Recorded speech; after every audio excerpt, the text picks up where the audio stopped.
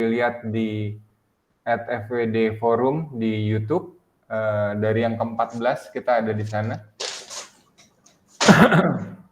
Maaf. Jadi pada kesempatan ini kita beruntung sekali dapat bicara tentang sosrok dari ahlinya, Bapak Yudhistira Sailendra. Nanti akan dijelaskan, akan disampaikan kurikulum vitae-nya. Oh, benar Pak, ganteng Pak. Desisiran kayaknya. Ganteng loh, Des. Jadi kita kalau kemarin kita bicara geothermal, sekarang kita bicara oil and gas. Jadi judulnya The Essential of Source Rock, Reassessing Our Potential Basin. Jadi ya kita melihat dari judulnya sih ekspektasi teman-teman sepertinya bagaimana kita melihat mengakses kembali basin-basin kita yang sudah ada berproduksi, apakah ada kemungkinan lain atau seperti apa.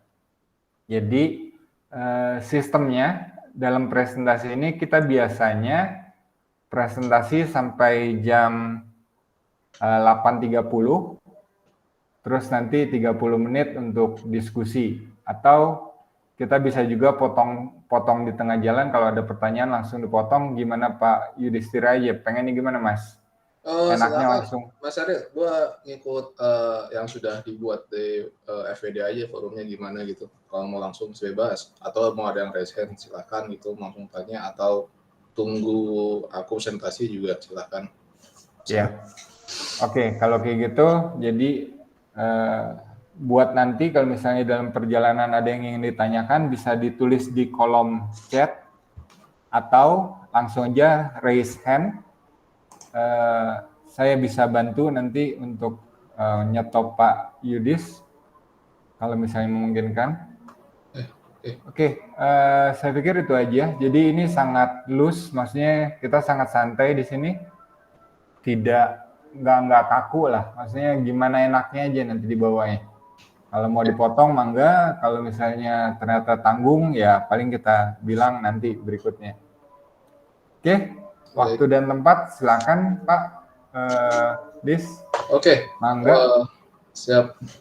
Oke. Oh iya, sebelum itu mungkin bisa diceritakan dulu siapa Yudhistira Sailendra tuh. Saya lupa ininya. Oke. Silakan Mas Yudhis. Ya, terima kasih Pak Ariel. Sebenarnya Assalamualaikum warahmatullahi wabarakatuh, kawan-kawan semuanya. Ini saya sebutkan kawan aja ya, biar sistemnya halus gitu loh. Tidak ada yang merasa dituakan, tidak ada yang merasa dimudahkan. Kita lintas generasi. Perkenalkan, nama saya Yudhistira Sailendra, biasa dipanggil Yudis. Saya saya seorang geologis, berpengalaman sekitar 11 tahun mungkin di tahun ini. Terus saya banyak bermain as an exploration geologist lah, tapi mungkin ditakdirkan atau banyak berkecimpung di sedikit kayak source rock dan mungkin migration ya, nanti implikasinya 2 dari 5 elemen sistem petroleum yang sudah banyak dikenali. Oh ya, di sini juga di sini topiknya oil and gas ya. Jadi silahkan jika memang encourage atau penasaran bagaimana sistem ini bekerja. Lalu saya saat ini bekerja di sebuah KKKS yang beroperasi di Jawa offshore maupun onshore, mungkin kadang-kadang offshore, kadang-kadang onshore. Nah, hampir setahun, tapi sebelumnya saya banyak ketemu orang-orang hebat seperti ya Mas Ariel sebelumnya, dari segi mungkin kerja bareng untuk project dan lainnya. Dan mungkin juga sampai sekarang saya masih suka catch up lah sama kawan-kawan untuk mendukung, ya ujung-ujungnya mendukung untuk ini ya peran kita di dalam bidang migas. Oke, mungkin itu sedikit dari saya. Terima kasih sebelumnya juga kawan-kawan yang bergabung di sini. Mungkin saya mulai di share screen ya. Saya mulai di share screen itu ini ya. Listen now, oke. Oh ini. Oke.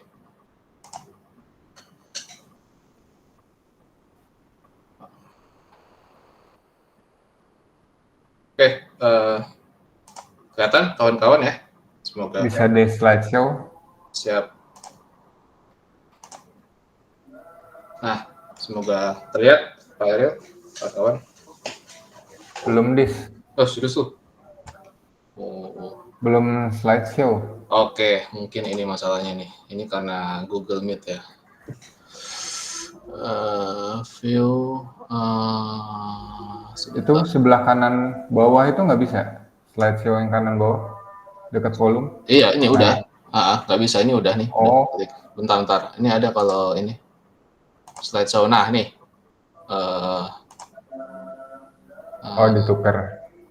Iya. Kalau ini kelihatan nggak? Aduh, salah. Oh, primary monitor, use presenter view. Coba kalau ini gimana? Nah, kelihatan? Belum. Wah. Slideshow dulu baru slideshow dulu. Oh, slideshow dulu baru share screen kata Muhammad Irfan. Slideshow dulu. Ini. Share screen-nya nanti setelah. Baru share screen. Iya, jadi ya. Nah, share screen ya. Slideshow dulu, baru udah slideshow baru share screen katanya. Nah, mantap. Oke. Mantap. Sekarang kelihatan. Oke, ya, semoga kelihatan ya. Ya, terima kasih. Mohon maaf gangguan kecilnya. Oke, ya, saya mulai ya. Ini merupakan Frog Weekly Discussion Forum. Ini Frog nih legend ini. Ininya company ya, jadi Mas Eri. Nah, lalu sudah sampai 30, saya ke bagian yang ke-30 waktu itu di calling sama Mas Ariel. Ini seperti yang kita lihat ini ya background-nya aja sebuah rig lah, salah satu rig ini. The Essential of Sosrock, Reassessing Our Potential Basin. Nah, di sini tuh saya sebelumnya ingin mengutarakan sedikit pengalaman saya mengenai perbantuan induk. Kalau bahasa Indonesia kan bantuan induk ya, namanya juga Sosrock. Nah, ini serta implikasinya ke yang lain. Kadang-kadang beberapa hal simpel itu kita bisa miss di sini. Nah, pun juga di sini saya tidak berperan untuk seorang geokemis atau geokimia di sini. Saya nggak berperan seperti itu. Saya cuman ingin membagikan atau men-sharing jika kita seorang geologis yang pure geologis saja itu bisa loh untuk memainkan atau mengutak-ngatik geokemis ini gitu. Sosok ini gitu. Nah, jadi tidak perlu spesialis mungkin untuk mengerti batuan induk kita. Maka dari itu saya kayaknya lumayan inilah penting. Terus saya kemarin nanya juga ke Saidi dan Mas Eri kayaknya belum ada yang sosok. Jadi ya terima kasih saya sudah diajak untuk di forum ini. Oke, next. Background dari presentasinya ini sebenarnya simple. Kita ingin melihat sebuah source rock, the easiest way to predict our source rock. Jadi hal yang paling gampang untuk memprediksi source rock kita itu by data analysis rock eval. Nanti saya akan jelaskan bagaimana itu rock evalnya, lalu implikasi untuk prospek dan leads bahkan bisa dari source rock ini gitu. Jadi tidak perlu kita untuk membuat dulu, kita membayangkan bagaimana. Nah, bahkan ini nih implikasi hanya sebuah tiny interpretation atau interpretasi kecil dari source rock itu bisa menggambarkan profile dari reserve oil and gas. Nah, outline-nya itu kita mencoba revisit kembali application of basic rock eval. Jadi kita coba melihat esensi seperti yang judulnya saya buat, itu seperti organic richness atau kekayaan, type of kerogen, tipe kerogen, dan maturity, kematangan. Lalu berikutnya critical in determining our source rock. Jadi apa segi kritikal yang perlu kita yang kira-kira ya, kita hadapi kalau misalkan kita menganalisis source rock.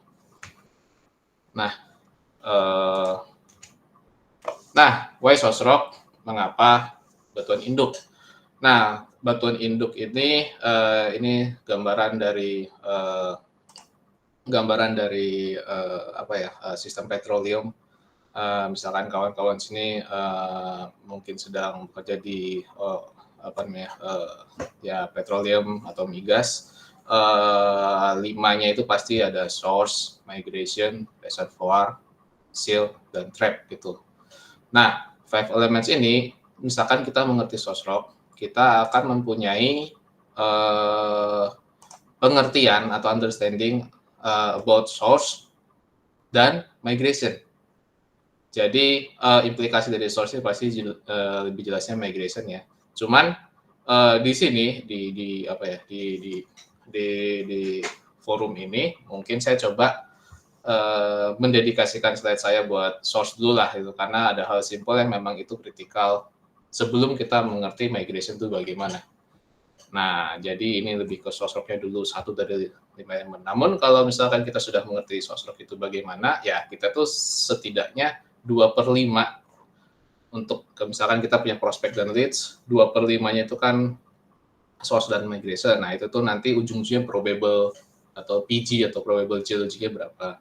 Nah, ini akibat dari 2 ini ya kita kayak lumayan kritikal dari segi explorationist-nya gitu. Pun juga kalau misalkan kalian mengerjakan post-drill analysis nih, post-mortem, 5 elemen gitu.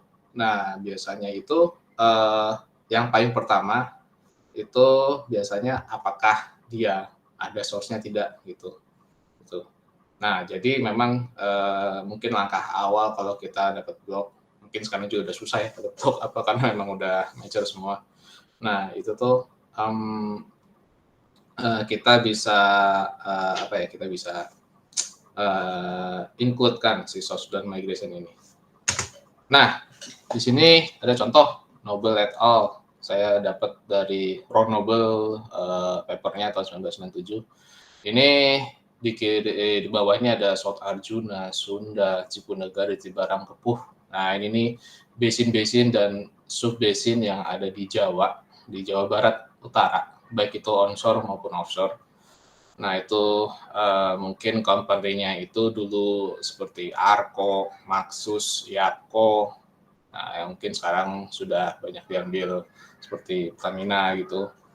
Nah, dari sini, ini kan kita lihat warna hijau pasti adalah minyak. Ini reserve ya, berarti udah proven, sudah diambil, sudah diproduksi. Nah, ini hijau oil, merah gas. Nah, di sini misalkan saya highlight the highest production itu kurang lebih berkorelasi dengan efektif TOC, ketebalan dari source rock, dan size of kitchen, jadi luasan dari kitchen gitu. Dan tentunya di kedalaman berapa dia termatangkan si batuan begitu. Nah, lalu ini yang penting, proportion of oil and gas itu berkorelasi dengan tipe kerogen. Nah, misalkan seperti kita lihat nih South Arjuna itu hampir 50-50 lah, hijau sama merahnya. Namun kalau kita lihat Sunda, kita lihat Asri, kita lihat Yani, NST itu North Seribu Traf. Nah, itu hijaunya lebih banyak daripada merah.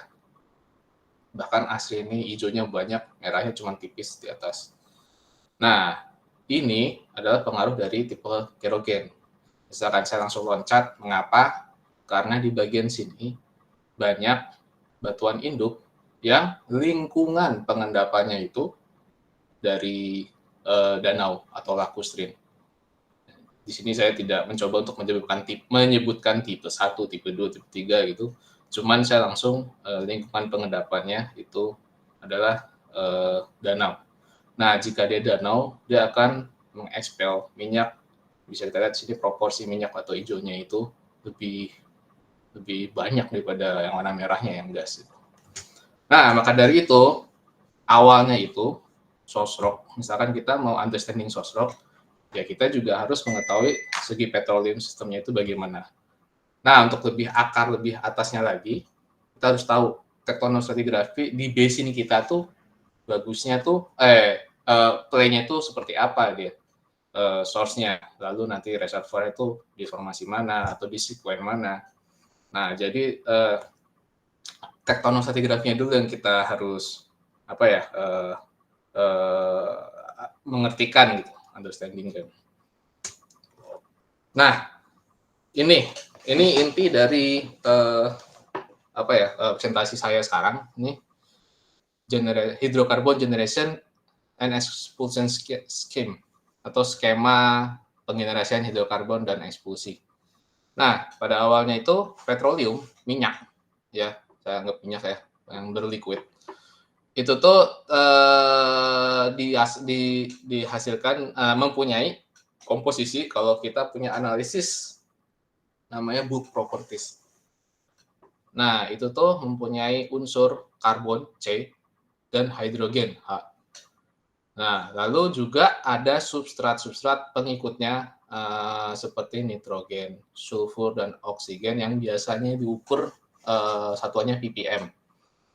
Nah, ini minyak dihasilkan dari mana? Nah, ini kita lihat dari sini, ini diambil dari paper yang menurut saya legendaris, paper and Corfy. Pada awalnya itu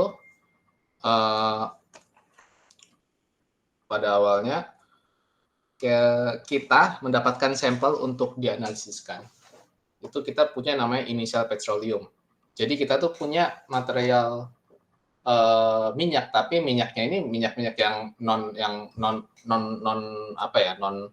hidrokarbon banget lah gitu. Karena ini dihasilkan dari diagenesis awal pada saat si batuan itu diendapkan. Nah, lalu pas dianalisis, ini namanya rock eval, nanti saya jelaskan. Nah, kerogen tuh sebenarnya terbagi dua, reaktif dan inert. Nah, yang reaktif dibagi juga dua, oil generative, atau misalkan kita lihat di isoprenoidnya atau di karbon kakinya tuh C6+, lalu ada gas generatif C1 sampai C5.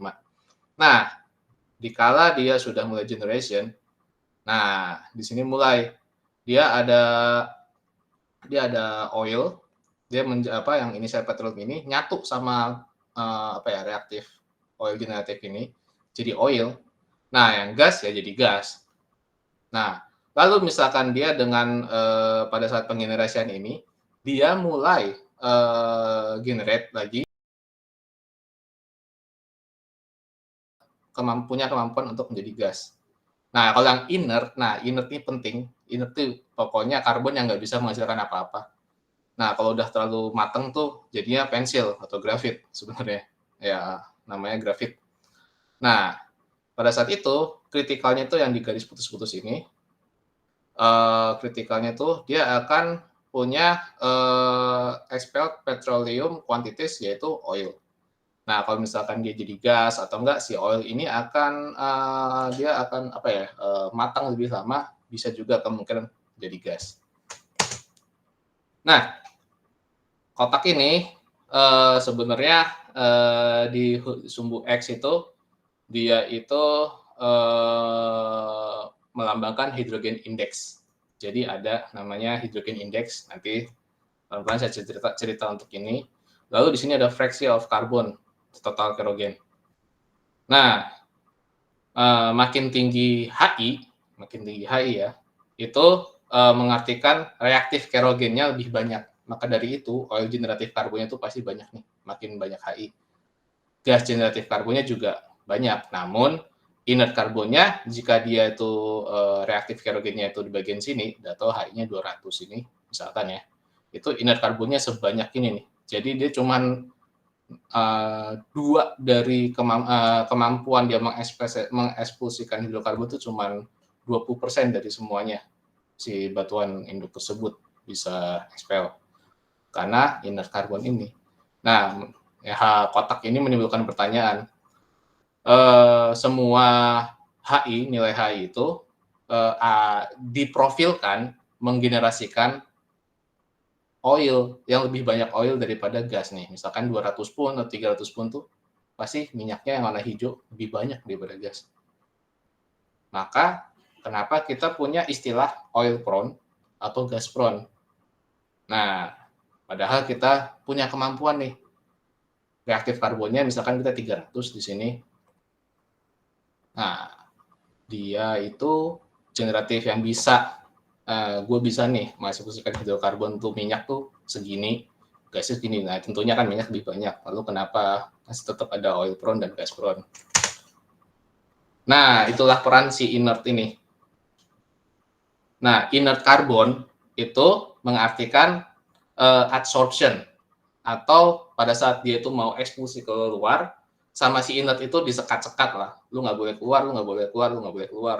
Jadi kayak dihadang-hadangi. Bahasa lemesnya lagi, adsorption itu kayak meretain minyak agar dia tetap disosrok. Nah, jadi critical expulsion scheme ini sebenarnya itu untuk menyikapi inert carbon ini. Makin banyak inert carbon mengartikan makin banyak adsorption atau makin banyak minyak yang tidak bisa keluar dari sosroknya itu sendiri. Nah, yang saya perjelas juga, minyak itu akan teradsorb lebih gede daripada, lebih besar daripada gas. Nah, di sini tersedia 5 lingkaran pengendapan sosrok. Tipe A itu marine clay pure, ini nih karbonat. Tipe B marine clay rich, ini marine shell memang.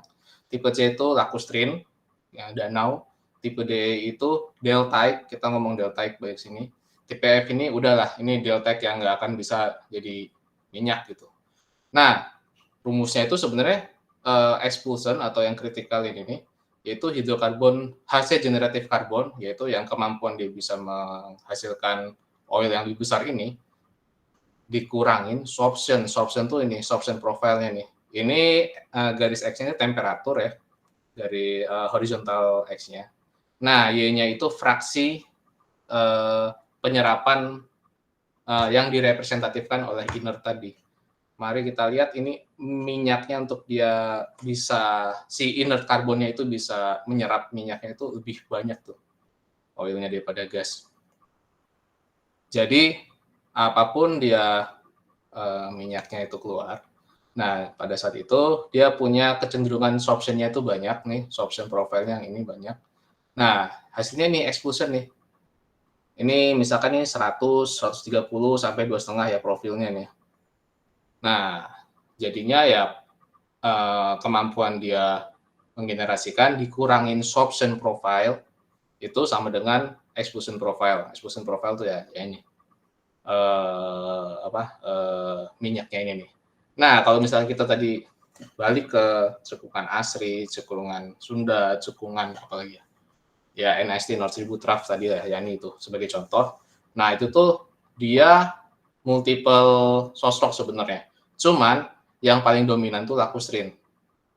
Makanya pas dia mateng pada saat di 190 derajat lah mungkin, dia itu tipikalnya itu akan mengeluarkan banyak minyak. Bahkan di 190 pun minyaknya udah segini, gasnya itu belum semuanya terbakar.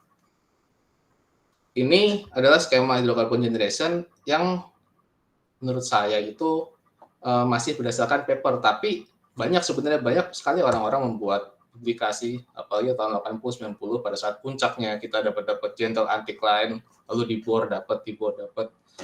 Nah, tapi sampai sekarang saya melihat rumus expulsion ini nih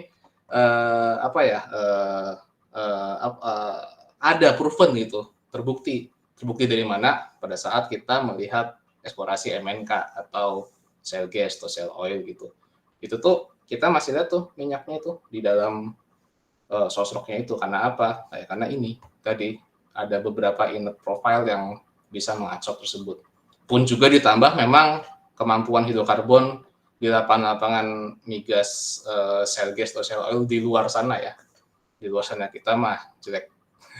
Tapi bukan berarti kita akan jelek, kita masih perlu eksplorasi lagi.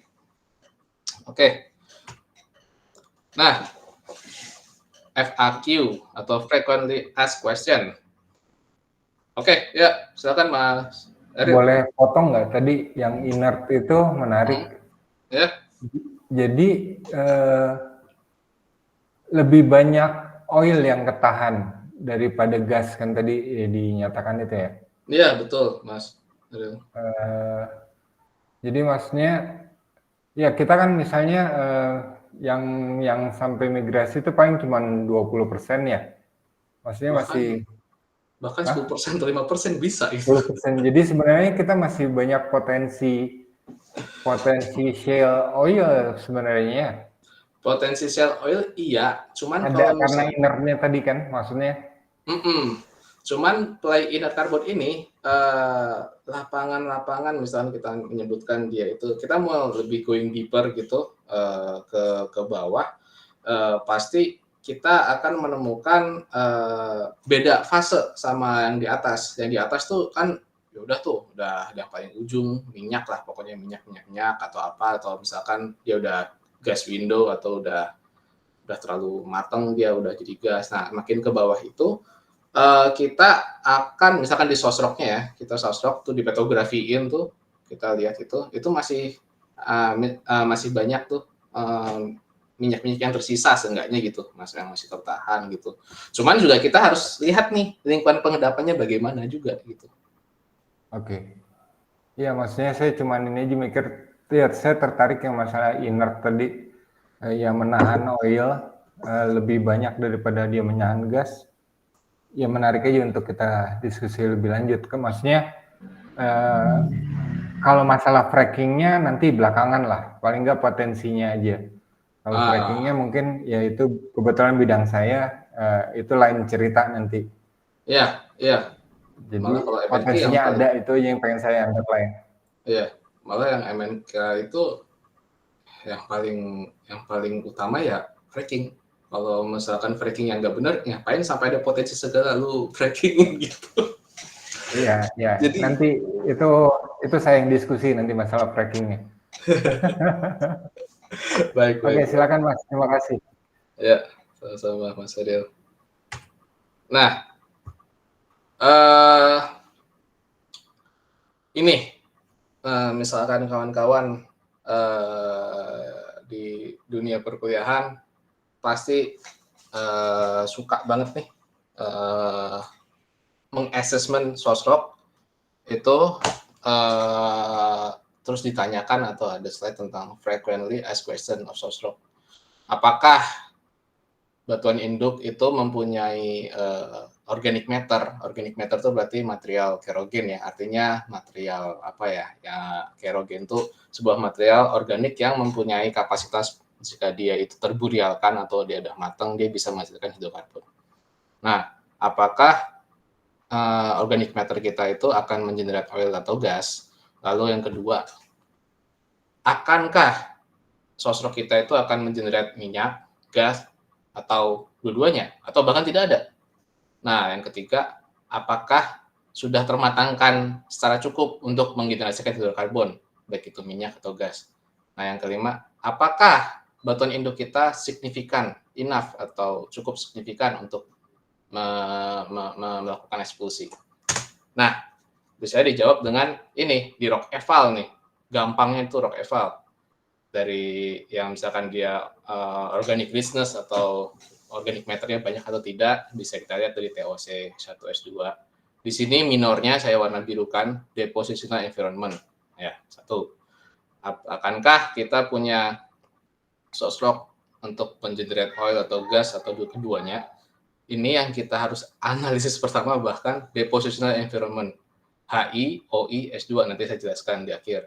Lalu minornya TOC, waxy, non-waxy oil. Nah, apakah kita sudah termatangkan enough untuk mengekspulsikan hidrokarbon? Bisa kita dari temperatur, saya taruh paling pertama ya, temperatur, RO, Tmax, ini SCI, TAI, ini salah satu di laboratorium petrografi kerogen nih, spore color index atau thermal alteration index. lagi-lagi saya taruh depositional environment. Nah, apakah signifikan enough untuk melakukan eksekusi? Yaitu kesimpulan dari 3 di atas lah. Bisa kita lihat juga dari S1, S2, PI, atau yang paling jelas ada show-nya nggak di pemboran, atau DSD result-nya itu ngalir atau enggak. Ini yang paling jelas lah, sosro kita itu ini. Nah, dari sini saya tekankan di semua 3 ini nih, di ketiga peran penting ini ada tulisan depositional environment. Nah, lingkungan pengendapan ini atau depositional environment ini menarik untuk sosro. Jadi enggak semua terpisahkan sosro itu harus yang ngerjain geokemis, enggak, kita juga bisa itu. Asalkan kita tahu tektonografinya untuk mendefine lingkungan pengendapan kita. Makanya ini kritikalnya itu depositional environment. Mari kita lihat berikutnya. Nah, ini Rockefeller data nih kawan-kawan bagi yang mungkin masih awam, atau kalau misalkan sudah sering melihat ya saya anggap refreshing aja lah gitu untuk melihat ini gitu. Nah, Rockefeller data ini biasanya dianalisis di beberapa laboratorium di Indonesia. Kita punya ada Lemigas, ada Geoservice, mungkin ada Robinson Research, ada Core Lab masih ada di Taman Tekno, you name it lah, yang mau itu udah ada dari sejak dulu, apalagi pada saat 80s, 90s, pada saat peak of hydrocarbon exploration di situ. Nah, itu report-reportnya meskipun lama itu sangat berarti bagi kita. Nah, biasanya di sini ada sampel depth, feet. Ini contohnya feet, ada juga kadang meter. Kadang dari dalam ke dangkal atau dari yang paling dalam ke paling atas atau dari paling atas ke paling bawah. Nah, ada litologinya, ada TOC ini, kita lihat TOC, total organic carbon.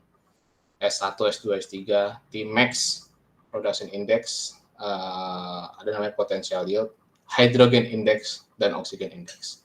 Kenapa Rockefeller pyrolysis yang dilakukan untuk ini? Karena ini merupakan the easiest way to predict our source rock. By ini aja itu kita bisa meraba seenggaknya bagaimana batuan induk kita itu berkembang di basin kita.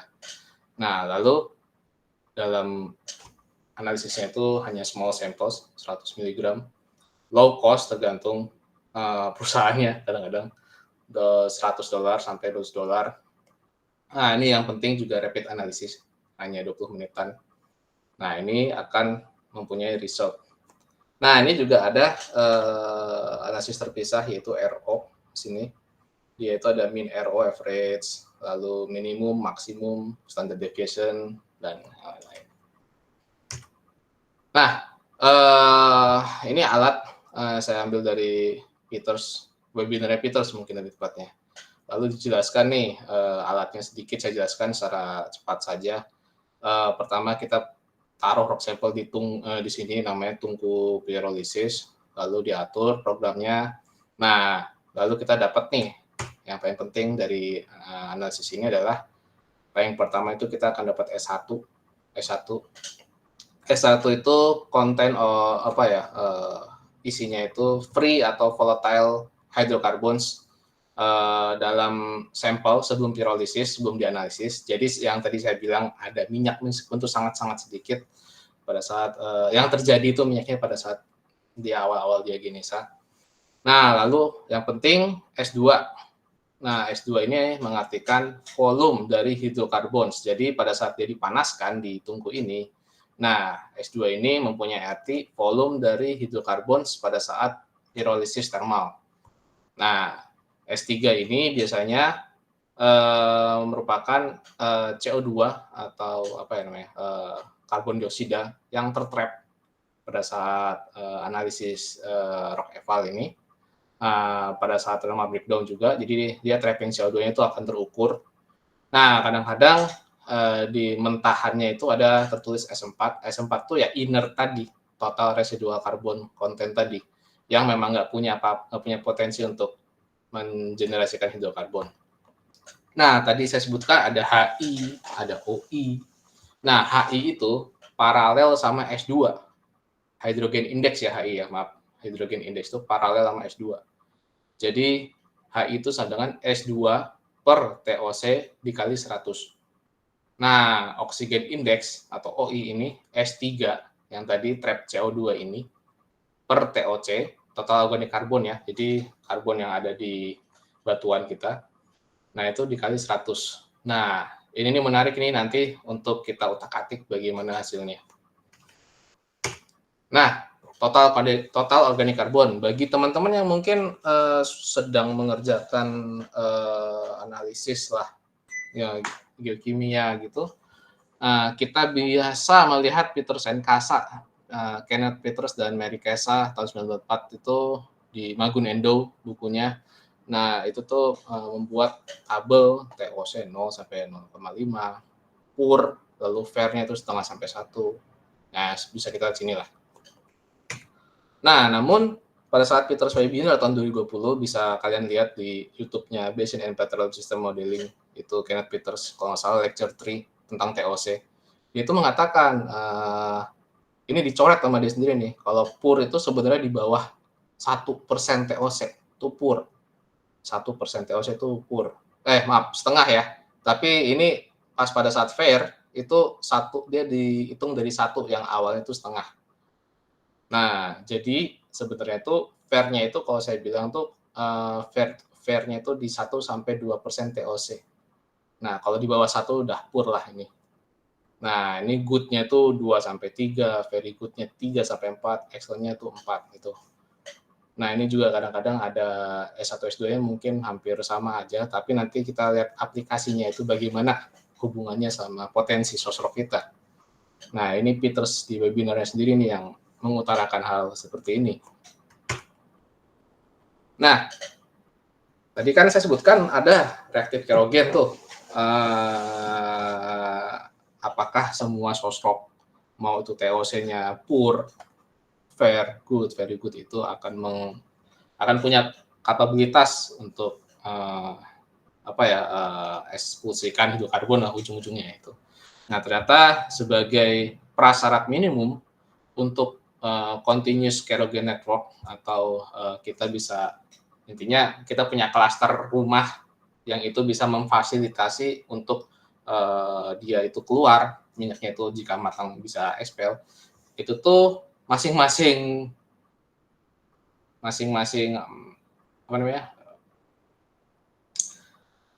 geokemis itu punya cut off sendiri 1%, berdasarkan Stanford dan Reinders 1,5%, Pesci et al, lalu Lewan 2-2,5%. Nah, ini juga bisa merupakan bahan cut off kita untuk mengetahui efektif source rock kita itu bagaimana. Nah, ini misalkan 1 tuh ya yang warna hitam doang nih. Jadi totalnya itu ya sekitar 80 meter lah, sisanya itu non-efektif. Meskipun dia ada di formasi yang menurut kita adalah formasi source rock. Jadi cut off ini nih yang harus kita tekunkan lah di rock eval. Nah, kadang juga ada kita bisa main-main slide nih. Main-main cross plot. Ini contoh TOC X, HI, Y gitu. Seperti ini. Terus kita buat ini pur, fair, good, very good, dan lain-lain lah. Nah, lalu Dembicki Junior tahun 2009 tuh mempunyai enteng lah papernya juga tentang bagaimana kita menyikapi batuan induk yang bagus. Nah, ternyata kalau misalkan kita cross plot TOC dengan S2 sebagai aksis Y-nya, itu jika TOC meskipun bagus nih di atas 1% semuanya, namun S2-nya itu 1, di bawah 1. Saya bilang itu akan jelek. Kenapa? HI-nya itu pasti jelek, HI 100, HI-nya 100 tuh. Kenapa? Karena HI kan S2 per TOC kali 100. Jadi sebenarnya yang warna merah ini, dari grafik ini tidak layak untuk dijadikan efektif source rock. Nah, yang atas itu ya kita lihat kita cut off di purnya itu ya lumayan lah bisa kita andalkan sebagai efektif source rock atau tebal efektif source rock yang kita dapatkan dari sampel-sampel ini. Oke, dari TOC ini kan organic richness nih sebelumnya. Kita bergerak ke hydrogen index. Nah, ini dari sini saya lumayan harus tekankan ya. Dari papernya Peters and Casa tahun 94 juga kita lihat ini aksis X-nya itu oksigen index, aksis Y-nya itu hidrogen index. Kita lihat sini kalau yang dia seperti ini, dia bilang gas prone. Dia lihat gini oil prone. Habis itu titik-titiknya di sini itu tipe 1 atau oil prone. Di sini tipe 2 atau oil prone juga. Nah, di sini tipe 3 gas prone berdasarkan sampel-sampel yang ada di sini. Nah, tapi kalau misalkan kita punya data log eval, kita kumpulkan, terus habis itu kita plot nih. Meskipun kita tahu kita pasti tipe 1 lakustrine. Tapi ujung-ujungnya nanti data kita pasti seperti ini. Saya yakin pasti seperti ini gitu. Scatter sekali. Kita nggak bisa bilang, ini Tmax ya BTW. Ini plot antara Tmax sama HI sebenarnya hampir sama aja. Cuman ini dibalik OI-nya ganti Tmax. Nah, pasti scatter sekali seperti ini nih. Nah, padahal dia lakustrine. Saya tulis ini tipikal lakustrine basin di Indonesia. Nah, apakah semuanya itu, oh kalau kayak gini, yang warna kuning berarti tipe 1 nih. Oh, yang warna hijau itu tipe 2. Oh, yang warna ini tipe 3. Berarti di dalam satu basin kita punya tipe 1, 2, 3 gitu. Jadi kalau saya sebutin ke orang awamnya untuk atau enggak, kalau kita di-challenge sama sebelum ngebor, kita di-challenge. Jadi, Mas tipe berapa? Tipe 1, 2, 3, Pak, gitu. Bingung. Ya kan? Karena apa? Karena scatter ini gitu. Nah, saya kasih contoh lagi. Ini kita lihat di sini ada sebuah basin, salah satu basin di Songliao Basin, China. Itu dari papernya Wan Li et al. Ini sebagai contoh aja. Nah, dia itu memappingkan facies atau depositional environment-nya. Nah, kalau yang bulat ungu ya, ini tipe 1 ceritanya, yang HI-nya tinggi tadi 600 itu. Yang kotak biru tuh tipe 2 katanya. Yang segitiga itu tipe 3 itu. Nah, alhasil apakah semuanya ini lakustrine? Apakah semuanya ini batuan induk yang efektif gitu? Nah, jawabannya tidak juga gitu. Kita harus memilih sosok kita itu diindahkan di lingkungan yang mana gitu. Ini juga dijelaskan atau bukan dipatenkan juga sih, lebih ditekankan sama Peters lagi di webinarnya. Itu tuh tipe 1 itu pasti lakustrine, tipe 2 merin, tipe 3 terrigenous dan bla bla bla. Itu jangan seperti ini kita melihat atau meramalkan lah sosok kita itu oil prone, gas prone, oil and gas prone gitu. Jadi karena kalau misalkan kita begitu, oh ini tipe 1, tipe 2, tipe 3, berarti ini lakustrine, ini di sini akan jadi gas nih di sini gitu. Oh, di sini akan jadi minyak gitu. Padahal kejadiannya di Songliao Basin ini ada oil field di sini nih. Gasnya nggak ada sama sekali gitu. Padahal tadi disebutkan ini tipe 3 kan. Gasnya nggak ada sama sekali. Nah, berarti penandaan HI sebagai deposition atau sebagai tipe gitu. Kita main tipe 1, tipe 2 itu mungkin kurang benar. Saya bisa bilang begitu karena implikasinya adalah kita harus jawabannya di sini. Kita harus mengklasifikasikan batuan induk kita itu lingkungan pengendapannya apa. Atau kalau di bahasa sosoknya lingkungan pengendapan tuh organofasiesnya apa. Apakah dia di sini tertera nih tadi sama kayak yang tadi di awal ya. Ada organofasies A, B, C, D, E, F. Kalau A ini karbonat, biasanya di karbonat itu biasanya itu dia ditandai sama sulfuran tinggi minyaknya. Ini seperti kalau kita main di basin-basin Arab. Kalau di Indonesia mungkin timur Indonesia tuh yang mainannya Permian, Zura dan kawan-kawan yang lain lah. Kalau yang B itu marine shells. Ya klasifikasinya mungkin bahasa kita tipe 2. Kalau tadi yang karbonat tipe 2S. Nah, kalau yang marine shell doang tipe 2. Nah, ini seperti basin-basin di mana ya? Mungkin North Slope of Alaska atau kalau di Indonesianya itu Kaltara, Kalimantan Utara mungkin, sedikit aja. Atau di North Sumatera juga kita ketemu. Nah, yang paling penting adalah C, lacustrine shells. Kalau kita ngomong lacustrine berarti tektonostratigrafi kita kudu ada yang namanya rifting. Ya kan? Pastinya kita nemu danau di situ. drifting. Nah, berarti kita mindset-nya itu harus mengerti dulu tektonosnya kita bagaimana. Nah, ya, jadi ya ini yang sangat waxy sekali biasanya minyaknya, sangat pekat lah waxy. Lalu ada tipe DE, dari Genius atau Deltaic. Nah, ini yang awal yang sangat sering kita jumpain di Indonesia. Nah, lalu tipe F ini sebenarnya nggak penting karena ini sangat-sangat kostal atau ini nggak akan bisa menghasilkan minyak. Nah, kalau kita lihat di sini, ini sedikit preview aja. GOR itu gas oil ratio lah. Dari semua basin ini diklasifikasikan per negara ya, Mozambik, Malaysia, dan kawan-kawan yang lain lah ini. Nah, saya terapkan Indonesia itu ada di sini. Karena sejatinya Indonesia itu di Ferigesi Basin lah. Jadi dia tuh banyak yang dihasilkan dari deltaic. Jadi meskipun ada karbon ada lakustrinnya, ada minyaknya gitu, cuman dia lebih deltaic lah lingkungan pengendapannya itu.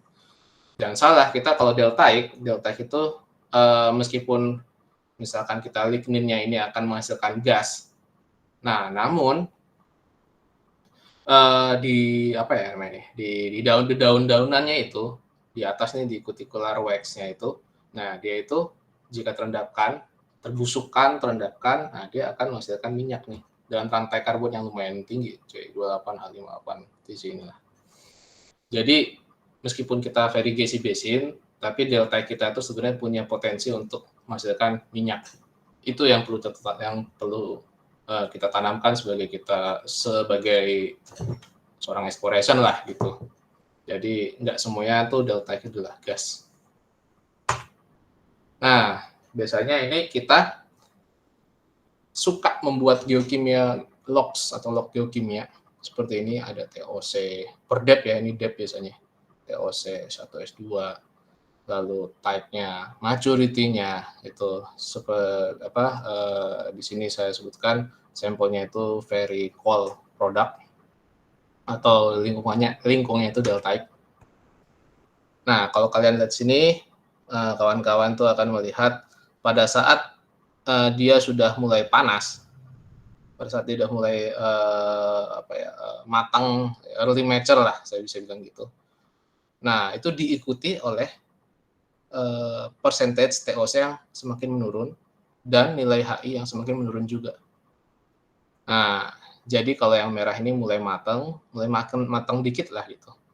Nah, itu diikuti juga oleh TOC dan HI yang turun. Kenapa? Karena kapabilitas TOC dan kapabilitas hidrogen index itu jika udah matang sini, berarti dia udah sempet nih dia tergenerate. Berarti nilainya akan berkurang. Bukan nilai asli dari awal dia diendapkan. Maka dari itu saya tekankan HI present day atau TOC dan TOC present day yang kita dapat di sampel-sampel sekarang itu sebenarnya itu kadang-kadang kalau dia sudah dia udah kena kematangan seperti ini ya. Nah, itu tuh tidak sama dengan harga HI dan TOC pada saat awal dia diendapkan. Jadi kita harus tahu dulu nih original nilai HI dan TOC kita tuh berapa sih gitu. Kan sekarang kita dapatkan kan sampel-sampelnya itu sampel-sampel yang mungkin sudah termatangkan. Jadi nilai HI dan TOC itu udah berkurang. Lalu kita buat plot, ya jelas jelek hasilnya. Ya kan? Karena kenapa? Karena yang kita plotkan itu adalah yang sudah terbakar. Bukan sesuatu yang sudah asli pada saat awal pengendapan kemarin, dulu gitu, pada saat dia masih belum terburialkan atau termatangkan. Nah, maka dari itulah fungsi hidrogen index versus Tmax di plot ini. Kalau kita lihat itu masing-masing di sini, itu punya arti. Kenapa dia itu pada saat sini dia langsung turun. Ini BTW X itu Tmax ya. Yang Y-nya itu hidrogen index. Nah, pada saat dia kena respon di sini, pada saat dia mulai ini nih, 440 gitu, mulai langsung dia menukik gini. Artinya apa? Artinya nilai HI-nya itu sebenarnya sudah berkurang karena faktor kematangan yang sudah semakin menambah. Nah, di situ kita sejatinya harus melakukan restorasi atau bagaimana sih dia itu nilai awal HI dan TOC. Nah, biasanya di sini inilah peran yang penting dari hasil rock eval yang kita dapat. Kita filtering dulu yang contaminants, apalagi kalau sumur-sumur kita itu banyak pakai OBM atau oil based mud. Nah itu bahaya, sangat susah banget dihilangkan meskipun sudah meskipun sudah dianalisis lah. Lalu kita filtering lithology call, lalu kita cut off nih. Nah, cut off ini nih sebenarnya juga yang saya sarankan sih ya mungkin 1%, atau kalau basin kita adalah lakusrin, kalau kita bergerak di suatu basin yang ini lakusrin nih. Nah, itu tuh pasti tentunya TOC akan besar-besar, TOC awalnya itu akan besar-besar, jadi bisa di cut off 2% bahkan gitu. Lalu juga Timex 400 ini sebenarnya masalah alat ya, agar tepat lah 400 tidak ini banget, tidak rendah banget gitu. Lalu kita buat ini si dari paper Chen dan Jiang 2015 ini, kita ini sepertinya kayak membalikan crosspot ini Timex-nya jadi aksis Y, HI-nya jadi di aksis X tuh. Nah, kan pasti responnya HI ini titik-titik HI pada saat dia kena Timex yang matang dia akan turun. Nah itu. Nah, responnya dia itu turun itu diartikan oleh grafik warna biru di sini. Nah, grafik warna biru itu mengartikan bahwa hidrogen indeks tersebut sudah banyak yang terbakar menjadi hidrokarbon, lalu diartikan oleh seberapa banyak hidrogen indeks yang terbakar. Nah, biasanya itu dinamakan transformation ratio. Nah, profil transformation ratio ini nanti kita buat bahan acuan sebagai kalkulasi HI0 atau HI original ya. Nah, ini HIPD, HI present day per 1 min TR tadi tuh. Nah, jadi intinya kayak kalau HI present day kita 50, tinggal 50, tapi dia udah terbakar 75%. Artinya originalnya 200. Kayak gitu aja, rumus simple, gitu aja. Nah, lalu yang calculation TOC ini juga perlu nih, karena kita pengen tahu tadi TOC itu sudah terbakar, berarti ya sudah harus direstorasikan juga. Nah, dengan rumus ini, TOC per 1 min TR kali CC. CC itu fraction of generative carbon, itu adalah HI0 ini, hasil dari HI0 per 1200. Dengan asumsi 1200 adalah theoretical maximum hydrogen index. Nah, ini sebenarnya example sedikit aja hal yang sudah saya lakukan setelah kita kontaminan, habis itu di filtering, habis itu kita punya source rock yang bisa kita pakai di sini. Lalu saya plotkan, saya dapat nih garis transformation ratio-nya seperti ini yang warna krem. Nah, terus ini saya aplikasikan juga ke nilai HI present day. Nah, hasilnya dia akan lebih banyak kayak gini nih. Akan semerbak lah yang warna hijau nih, apalagi nih. Ini daerahnya North Sumatera, kebetulan. Jadi kita tuh punya potensi yang sebenarnya kalau kita lihat present day-nya ya ini cuma berapa HI-nya sekian gitu. Tapi kalau kita restorasikan HI-nya dan TOC ini kita punya HI bahkan sampai 700 800. Tapi kan ujung-ujungnya nanti buat penentuan mungkin pemodelan cekungan dan yang lain ya kita buat efektif source rock-nya di mana intervalnya. Pun juga dilakukan hal yang sama di TOC. Jadi akan kelihatan gitu. Nah, lalu sebenarnya Timex ini bisa dibuat parameter kematangan. Cuman masih banyak nih kekurangannya. Kekurangannya itu seperti dia itu ya banyak kontaminasi aditif lah. Terus kalau kita ketemu oil based mud juga kita harus menyeleksi, apalagi kalau misalkan kita dikasih 4 sumur, kita menganalisis 4 sumur, 4-4-nya oil based mud, ya kita nggak bisa ada yang dianalisis gitu. Susah juga gitu karena mempercayai OBM ini gitu, oil based mud pada saat pemboran, lalu sampelnya dianalisis geokimia. Lalu akurasi Timex juga ini tergantung tools-nya juga dari tadi, Timex tadi. Nah, muncullah ide nih, RO. atau kita sebut vitrinate reflectance sebagai parameter kematangan. Nah, RO ini nih di Petersen Casa juga dibuat nih. Immature tuh di bawah 0,6%. Early mature 0,6 sampai 0,65 atau biasanya 0,7, peak-nya 0,7 sampai 1 mungkin gitu. Dan post mature itu 1,35 gitu. Nah, biasanya RO itu digambarkan mean atau average dari pengukuran kita. Jadi satu sampel tuh diukur sebesar, misalkan ini ya contohnya, diukur sebanyak 55 kali di vitrinite-nya. Nah, lalu average-nya itu ya 0,74 dengan standard deviation sekian. Berarti memang itu adalah standard deviation dari statistik yang sudah dianalisis nih sebanyak 55 kali. Nah, RO sepertinya RO itu banyak yang orang-orang banyak mengenal ya untuk thermal kematangan. Biasanya juga dijadikan bahan untuk analisis unconformity nih. Meskipun saya sedikit meragukan nih kalau misalkan unconformity ini karena harus disejajarkan sama data biostratigrafi, data yang lain lah pokoknya, mungkin data sonic atau data yang lain untuk mengadjust unconformity ini. Nah, ini yang menarik. Misalkan kita bermain di modeling, itu, kita tuh sebenarnya melihat ada RO tuh, ini RO versus depth ya, aksis X-nya itu RO, aksis depth-nya itu feet atau meter atau kedalaman biasanya. Nah itu lurus, terus menukik gini nih. Atau biasa kita sebutkan sebagai dogleg atau DL. Nah, shape dogleg ini itu tidak disebabkan oleh anomali geothermal gradient, melainkan itu pada saat dia itu mulai matang di 0,6 misalkan ya, 0,6 atau 0,7 tergantung depositional environment-nya. Itu vitrinite-nya itu yang terbakar itu akan reorganisasi lagi. Nah, menyebabkan dia mempunyai sifat dogleg dan akhirnya dia lumayan eksponensial lebih ke matang.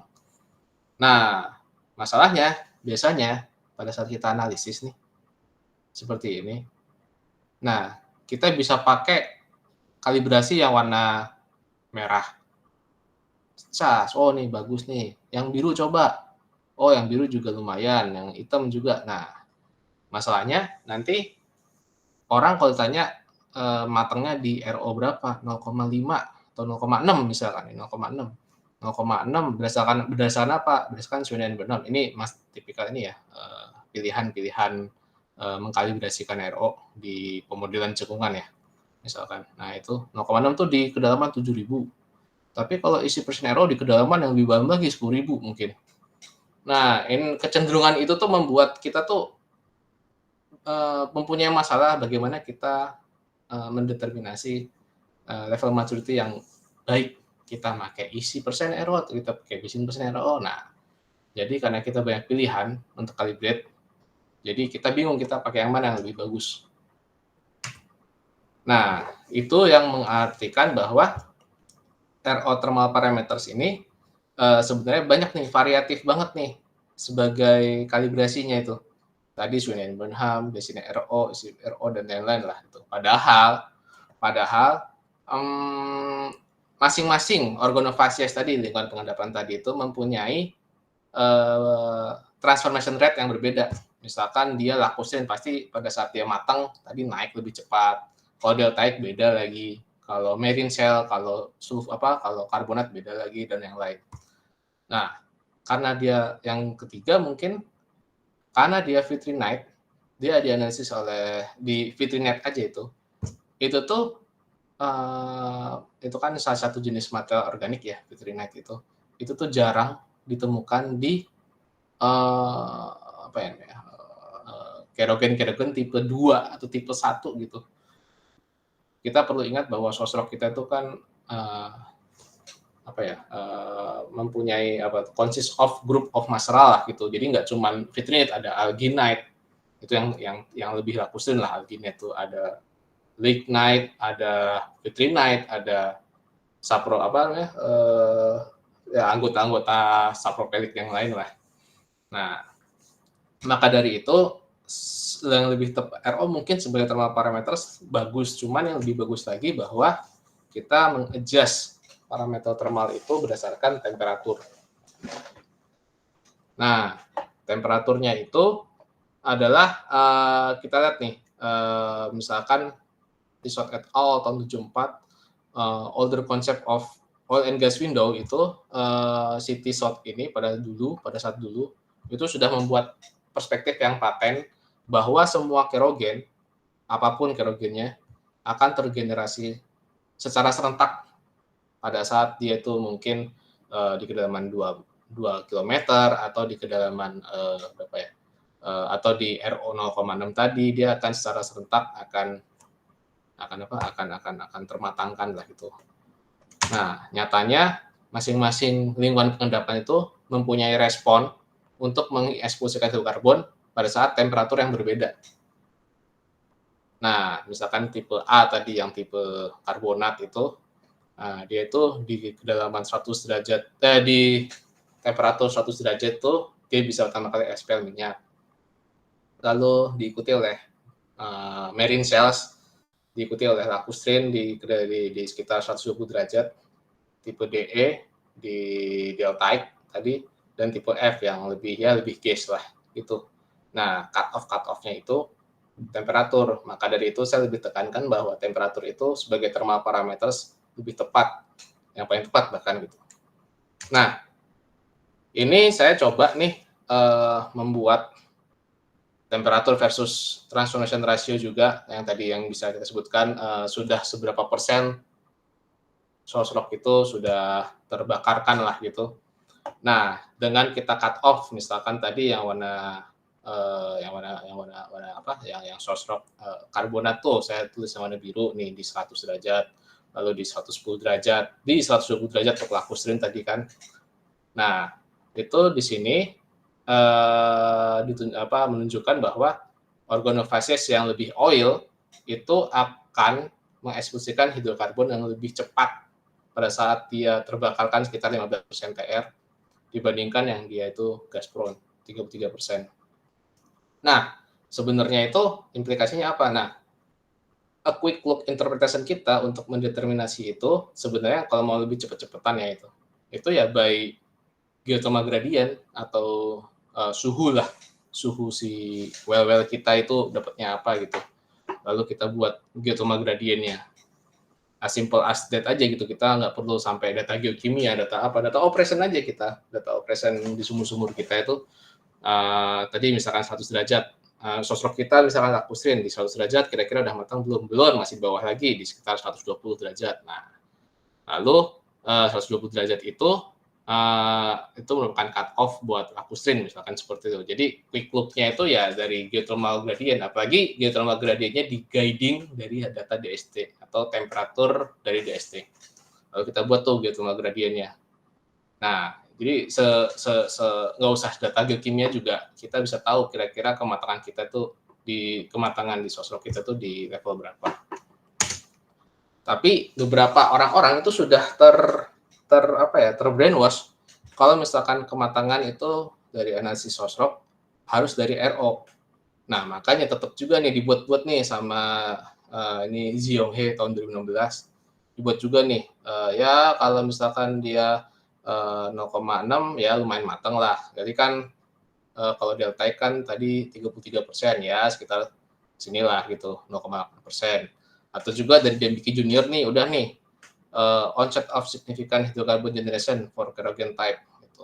0,7, 0,6, 0,7 tuh buat tipe 1 lacustrine, 0,6 buat marine, 0,45 tuh 0,5 untuk sulfuran lah atau karbonat. Lalu yang delta itu 0,8. Tapi misalkan saya tanya ini berdasarkan kalibrasi RO yang mana? Nah, itu kan kalibrasi RO kan banyak tadi kan.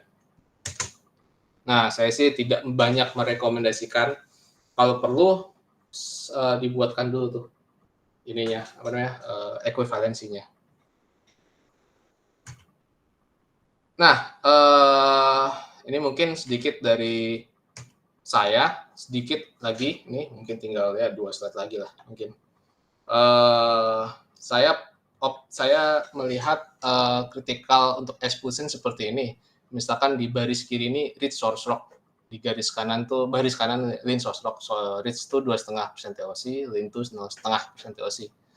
Nah, ini di level imager, di level early generation, dan di level early expulsion.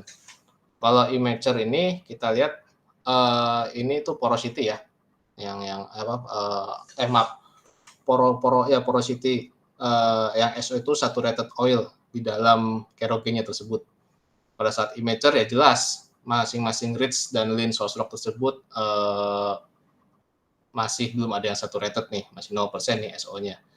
Nah, pada saat early generation, nah yang dia tadi ada nih kerogennya tuh tadi 15 jadi 10. Kenapa? Karena kerogennya sudah termatangkan nih. Bagi yang dia rich source rock, dia sudah berubah 5%. Nah, jadi kan kurang nih 10%. Nah, kalau yang lean source rock yang jelek, nah dia masih cuma 2% nih. 13%-nya sisa untuk kerogennya tersebut lah. Nah, pada saat early expulsion, untuk yang rich source rock, nah udah tuh, dia sudah mulai banyak nih, bisa merobek kerogennya itu, dan dia bisa ekspulsi karena bisa keluar akhirnya gitu. Setelah dia mengsatisfy absorption tersebut, nah akhirnya dia bisa keluar dari source rock tersebut dan menuju carried bed. Maka disitulah primary migration-nya. Bisa kita lihat. Nah, kalau lean source rock itu sangat jelek tuh. Makanya sampai level expulsion pun ya masih belum ada yang expel. Nah, di sini bisa kita lihat bahwa batuan dengan TOC yang kurang dari 1-2% itu tidak punya kapasitas untuk membuat atau mengestablish continuous bitumen network, atau dia kayak ini, kayak cluster-cluster yang bisa buat dia itu pecah kerogennya dan akhirnya dia masuk ke carrier bed nih yang tipis-tipis, yang silstonean inilah gitu. Lalu dia tidak bisa membuat ini untuk memfasilitasi expulsion berdasarkan Peters et al. Nah, ini satu lagi, biasanya kalau kita kembali ke rock eval itu S1, S2 pyrogram dari rock eval tersebut itu bisa memprediksi fase maturity. Nah, artinya apa? Ini kan tadi kita lihat tuh S1 itu awal-awal masih kecil karena tadi merupakan sisa dari early diagenesis of oil di sini. Nah, lalu S2-nya pasti gede kalau imager. Nah, semakin mature, S2-nya ini pasti tentunya sudah ada yang pecah dari kerogen dan dia akan jadi free hidrokarbon atau S1 terhitungnya gitu kan. Pecah. Nah, apalagi kalau dia sudah highly mature tuh, S1-nya pasti lebih tinggi daripada S2 di tabel rock eval-nya gitu. Nah, terus kalau kita melihat seperti ini, post mature, nah itu bisa dikatakan ini sampel yang dianalisis oleh source rock itu malah reservoirnya atau lebih ke sandstone-nya gitu. Misalkan ini kita punya net pay di sini, kita punya net pay. Nah, pada saat dia pecah, sandstone-nya itu kadang-kadang ada beberapa company untuk memastikan ini nih source rock-nya itu ada sisipan, atau di sini tuh ada sisipan sand. Nah, berarti di sini adalah jalur carrier bed-nya mungkin gitu. Nah, dia sampai analisis menghasilkan S1-nya benar-benar 100% gitu. Ya, 100%. Nah, ini PI ya. PI itu rumusnya S1 per S1 plus S2. Ini juga tentang, ya pokoknya menggambarkan korelasi antara S1 dan S2 lah. Kalau semakin mature, semakin matang, biasanya S1-nya itu lebih banyak daripada S2. Atau kalau S1-nya atau kalau S1-nya 100%, biasanya itu menunjukkan sand, atau ini contoh aja net by example di sini biasanya untuk ketemu sand ya, sebagai jalur carrier bed-nya yang tadi. Nah, konklusinya sebenarnya source rock capabilities atau kapabilitas source rock itu lebih banyak dikontrol oleh lingkungan pengendapan. Secara basin scales itu analisis geologi, geofisika, dan tentunya ya geokimia itu harus integrasi atau harus integrated. Dan biasanya kita sebut sebagai organofasies untuk lingkungan pengendapan source rock itu. Nah, dari sini, dari interpretasi yang kecil aja itu, kita bisa menggambarkan profil hidrokarbon yang lebih besar. Nah, untuk kekayaan organic richness atau kekayaan sosroknya, atau kita bisa sebutkan TOC-nya itu mempunyai konsep yang sama terhadap tipe kerogen atau terhadap sosrok kita itu diendapkan di lingkungan pengendapan yang apa tadi. Lalu untuk segi kematangan, paradigma batuan induk itu harus diubah. Hanya dari segi sosrok aja itu, masing-masing lingkungan pengendapan sosrok atau masing-masing organofasies itu mempunyai respon kematangan yang berbeda. Tadi misalkan tipe merin sulfuran atau merin karbonat L, selnya itu di 100 derajat saja sudah matang, merin sel itu di 110, Lapusten 120, tipe deltek 135. Nah, itu mempunyai respon yang berbeda tuh sosrok-sosroknya gitu. Nah, ini juga nanti akan mempunyai respon berbeda terhadap fluid yang dihasilkan, dominannya bagaimana. Lalu tentang generasinya juga sampai fase ekspulsinya. Nah, proses ekspulsi itu very critical. Ini bergantung terhadap hidrogen index dan TOC-nya, which is itu akan berkorelasi dengan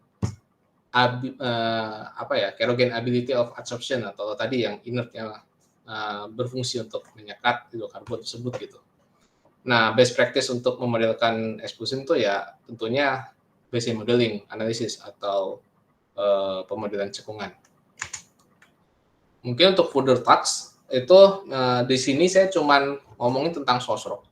Tapi misalkan kita ngomongin tentang migration itu banyak banget yang belum kita bahas. Seperti petrol system modeling, aplikasi basic modeling 1D sampai 2D atau 3D bagaimana. Lalu heat flow atau aliran bahang kita belum bahas di sini. Aplikasi dari kinetik sosrok tadi ada organofasies kan, ada 5 kan. Itu bagaimana dia pada saat dia dieksekusikan. Lalu timing of migration dan yang lain. Lalu kita belum ngomong juga tentang identifikasi hidrokarbon. Validasi dari sosrok sampai dia trap itu apakah benar oil sama oilnya itu berkorelasi atau oil atau sosroknya itu berkorelasi, satu family tidak. Lalu kita bisa membuat clustering atau seperti multivariate gitulah.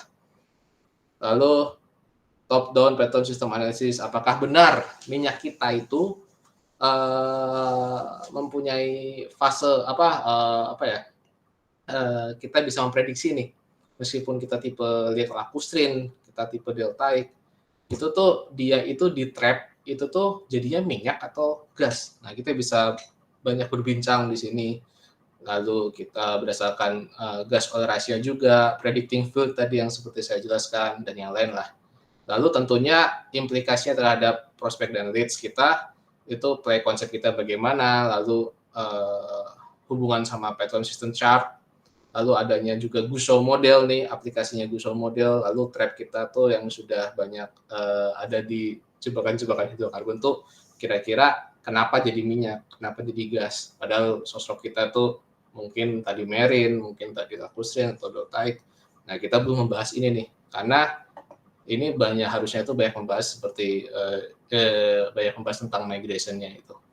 Mungkin nantilah disusun dulu slide-nya. Nah, sekarang kan poin pertamanya kan banyak di sosrok untuk yang pertamanya lah. Ini referensi-referensi yang saya ambil kebanyakan ya tentang sosrok ya tentunya ya, sama play-play yang sudah proven. Ya mungkin sekian dari saya, mungkin kebanyakan lebih 1,5 jam mungkin ya saya presentasi. Sekian dari saya mungkin untuk aplikasi sosrok ini untuk mereassessing apakah yang ada di basin kita tuh kayak gimana sih potensinya. Tapi tidak menutup kemungkinan kalau misalkan kawan-kawan semua itu ingin melihat lebih jauh atau ingin menanyakan lebih jauh, kalau misalkan sosrok kita seperti ini, kira-kira nanti migrasinya di sini bagaimana, itu silakan apa saja atau tanyakan di presentasi sosrok pertama ini gitu. Ya, saya kembalikan ke Om Eril, Mas Eril, silakan. Wah, mantap banget Mas. Ya, minum dulu Mas, minum dulu. Mantap banget diskusinya. Bahkan yang itu tadi yang terakhir itu saya catat ya, bahwa Mas Yudis bersedia untuk memberikan presentasi berikutnya yang lebih spesifik. Catat loh ya. Oke. Karena ya, Gimana? Ya apa ya? Kritikalnya itu emang yang saya tekankan di sini tuh ini Mas Ariel. Kita mungkin udah beralih ya, jangan ngomongin tipe kalian berapa, tipe 1, 2, 3. Sering banget saya ditanyain masalah itu. Tapi sebenarnya yang lebih baiknya itu sosok kita tuh lingkungan penghadapannya apa, tektonik stratigrafinya bagaimana, lebih cepat, lebih cocoknya seperti itu mungkin yang harus ditanyakan gitu. Karena implikasinya kemana-mana gitu. Ini masih dalam tahap sosok ya. Ya, Gitu Mas betul. Ariel. Saya juga waktu itu ingat saya pernah ribut masalah mengaitkan tipe ini, lingkungannya ini. Oh, nggak selalu seperti itu. Saya bahkan ngomongnya waktu itu, saya waktu itu masuknya dari organik fotografi sih, Masral jadi. Cuman autoscope lah. Sekarang saya mengundang supaya kita jangan ngobrol berdua aja, saya mengundang ini nih.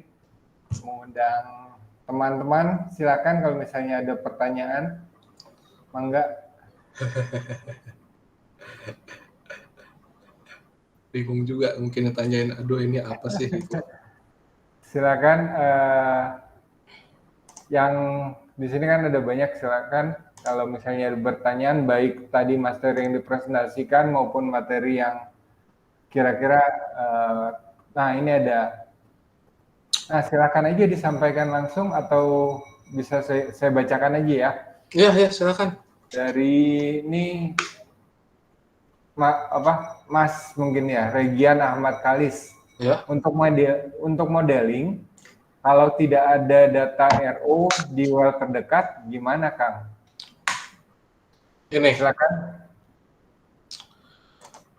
Udah pakai BHT yang sudah di apa namanya itu?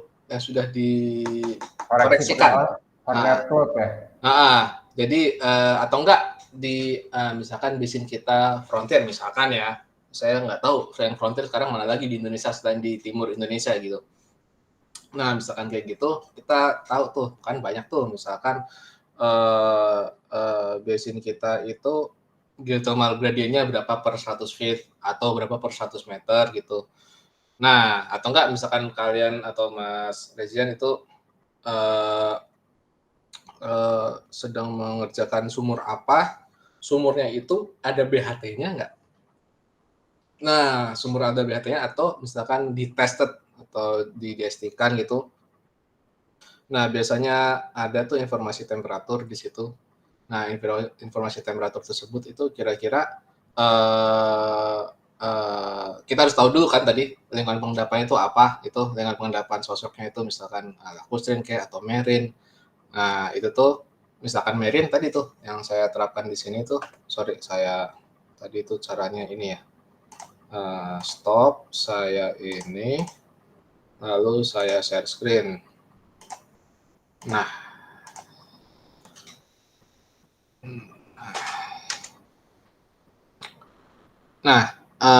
setelah kita tahu tuh lingkungan pengendapan sosok kita itu di apa, entah dia tuh di marine kah, di C atau di lacustrine kah atau di mana itu, ya udah tuh by geothermal gradient aja tuh atau dari BHT itu. Kita tarik BHT kan biasanya dari depth yang atas sampai bawah tuh. Nah, kita tarik tuh garis linearnya itu. Nah, habis itu udah tuh kita kira-kira misalkan Mas punya lingkungan pengendapan marine ya sekitar 100 derajat Celcius itu matang gitu kan karena nggak ada data RO tadi kan gitu. Nah, segampang itu misalkan itu. Tapi saya perlu sebutkan nggak serta-merta ya semua organofasies yang CBA atau yang lacustrine, yang marine itu patennya tuh 120 derajat, 110 derajat, enggak kayak gitu. Nah, tergantung HI kalian juga. Misalkan HI-nya lebih tinggi, dia akan matang lebih cepat daripada threshold atau ambang batas temperatur ini gitu. Karena semuanya nanti kalau di pemodelan kan kita main-mainan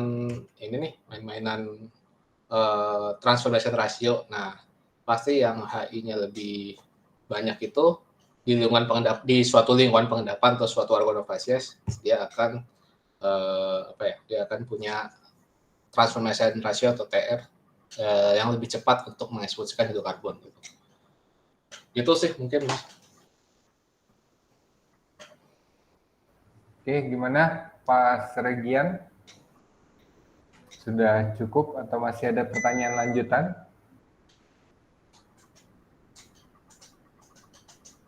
Pertanyaan berikutnya, silakan Mas.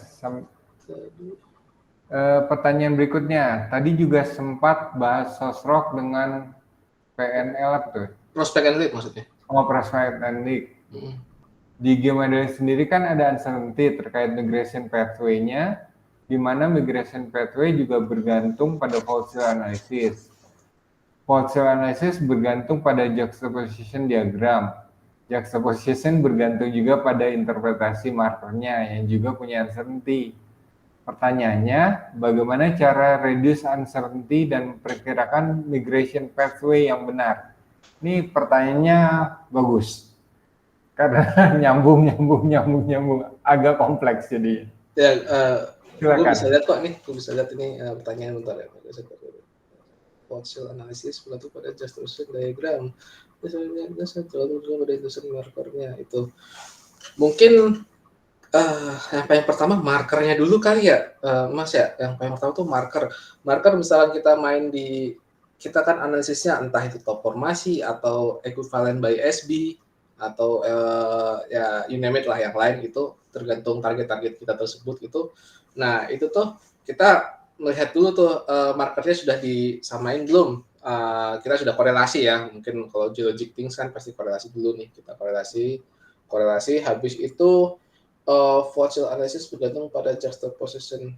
Fault cell analysis mungkin maksudnya dia itu faultnya ini leaking atau sealing, ya fault leaking atau sealing mungkin ya gitu. Saya juga kurang begitu. Iya. Jadi yang saya tangkap tuh kan kalau misalnya kita udah buat survei-nya terus kita punya fault, nah migrasinya lewat fault atau true fault, maksudnya itu sealing sama leaking kan dia kalau misalnya sealing dia harus ke atas kan, kalau leaking dia bisa nembus faultnya. Nah itu migration pathway-nya mungkin itu pertanyaannya saya.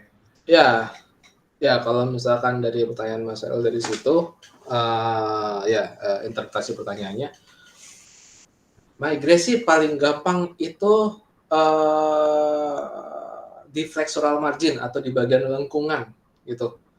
Nah, di bagian lengkungan tuh kayak dia tuh miring gini tuh. Misalkan basin kan kita anggap tuh basin tuh misalkan sindrifnya itu kan ada cengkokan. Nah, lalu kan ada bagian miringnya tuh flexural marginnya itu.